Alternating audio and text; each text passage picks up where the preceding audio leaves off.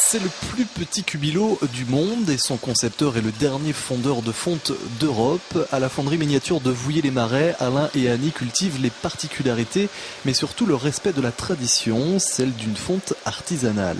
En fonderie industrielle, vous faites pratiquement toujours la même chose, toujours les mêmes pièces. Une fois que vous savez le faire, vous savez le faire. Ça n'a plus d'intérêt, pour moi. Alors que là, en rentrant dans le domaine de la création, de la restauration, on est obligé de repousser les limites, faire de la recherche, essayer de retrouver des anciennes méthodes ou de adapter des méthodes nouvelles aux anciennes fabrications. C'est plus compliqué, c'est plus long, donc plus intéressant.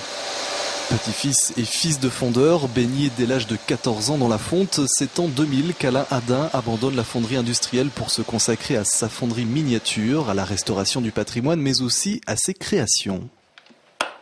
On fait des pièces de création, genre, pièces de sculpture relativement modernes, comme ça, décors. On fait aussi des pièces plus traditionnelles, par exemple, vous voyez, comme des têtes de chevaux. On fait des pièces aussi plus classiques dans le cadre de la restauration, des barres d'appui, des plaques de cheminée, on fait des gratte-pieds, on fait un peu tout ce qui déchaîné, un petit peu tout ce qui peut se faire en fonte. Alors ça, c'est une descente d'eau. C'est des descentes d'eau en fonte qui ont été coulées avant 1900 et qui étaient installées sur la citadelle de l'Île-Dieu, où le fort où était emprisonné Pétain.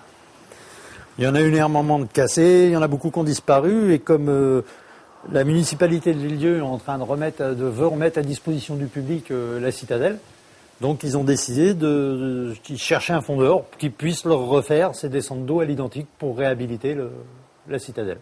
Et c'est grâce à ce travail de restauration du patrimoine que la fonderie est labellisée depuis 2008 entreprise du patrimoine vivant et que plus récemment le savoir-faire du fondeur a été inscrit au patrimoine mondial de l'UNESCO en tant que métier d'art rare. Une véritable reconnaissance pour l'homme aux 13 métiers. Vous avez déjà les gens qui conçoivent les plans des pièces, vous avez après les modeleurs qui réalisent les plaques modèles pour permettre le moulage, vous avez les mouleurs, vous avez les gens qui coulent, vous avez les gens qui finissent les pièces, vous avez tout un tas de professions à part entière qui se greffent sur le métier, qui forment la fonderie traditionnelle. Or moi, de par ma formation, je suis capable de partir d'un dessin en passant par une sculpture ou en fabriquant une plaque modèle pour aller jusqu'au bout à la pièce finie chez le client. Un savoir-faire unique qu'Alain Hadin souhaiterait aujourd'hui transmettre pour qu'il ne s'éteigne pas un jour avec lui.